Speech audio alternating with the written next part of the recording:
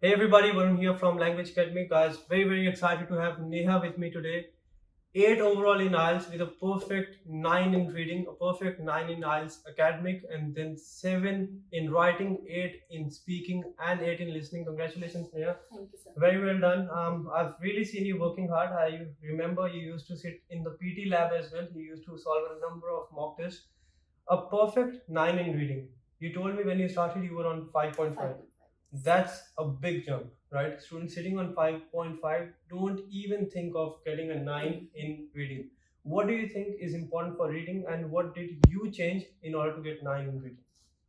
Well, I think in reading section, first of all, it's very important to give subheadings to the paragraph, which will definitely help you to understand the context. And if you have given the subheadings, when you're coming across a new question, you will straight away jump to the location.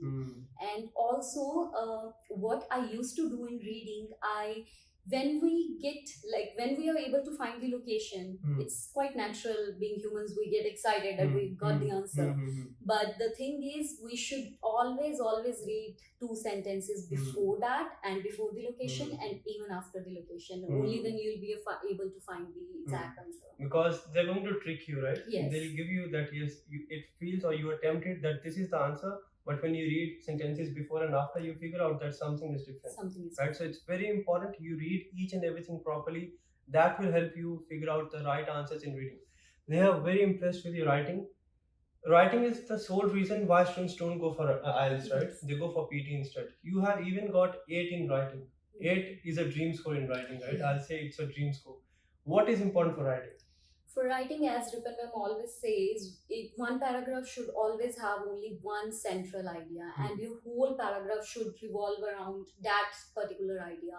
So you write one paragraph, you write one central idea, then you support and extend by giving the example. Example can be anything, for your personal example, or you can take the help of a survey example. So it can be anything, but the thing is, if you are able to support and extend, you will be able to get 7+. So basically, you don't have to contradict the same idea in the same paragraph, right? Yes. So you need to have different paragraphs for different arguments. Different arguments. Very important, guys. You need to make sure, if you're writing in essay, you need to make sure if you're talking about one side of the argument, you need to support and give examples of the same in the same paragraph and contradict it in the next paragraph. Speaking was always your strong point, I'll say. What is important for speaking? Because a lot of students feel comfortable while speaking to computer, but when they have humans in front of them, right, they panic a bit. Any tips for speaking, please? So I just thought that I was going to have a conversation with my friend. That's what I always do, because it is just a conversation with your friend, but in a formal setting, I would say. So if you think in this way, it will give you confidence, and then you will never lose your confidence while speaking to an examiner. So examiners, they always will trap you, they always will cross-question you. But the thing is, if you are able to maintain your confidence, they'll give you the answer. Yeah, I understand. So it's more about your mental strength over there. Yes. Because in our daily life as well, if I'm talking, you are having a conversation with my friend, I'll be very fluent, very confident. Yes. But when I have this thing in my mind, someone is watching me, someone is judging me, I'll panic a bit. So you need to tell your subconscious mind that yes, you're just having a formal conversation, and keep it very easy, very simple, and to the point.